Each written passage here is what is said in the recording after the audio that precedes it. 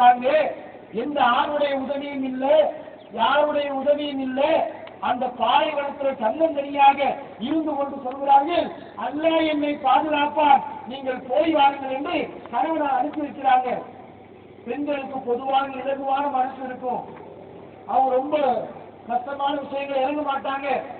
ஆனா ஹாஜர் அலைஹிஸ்ஸலாம் அவர்கள் கை குழந்தையை வைத்துக் கொண்டு அந்த பாலைவனத்தில் எவ்வளவு கஷ்டப்பட்டாங்க. அல்லாஹ் திட்டினாங்களா?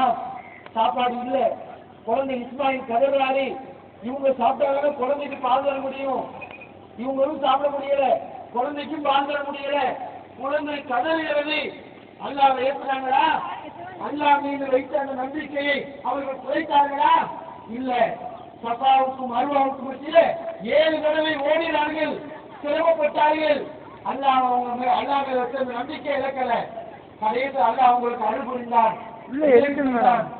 அதை நம்ம நினைச்சு பார்க்கணும். இப்ராஹிம் சொல்றது எப்படி?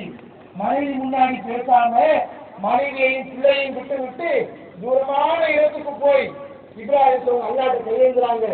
யா அல்லாஹ், இதுவா ஆளே இல்லாத, எந்த பயிரே உடைக்காத, செல்வ செழிப்பு இல்லாத இந்த பாலைவனத்தில் என்னுடைய குடும்பத்தாரை நான் விட்டு விட்டு வந்திருக்கிறேன், அவர்களுக்கு நீ அருள்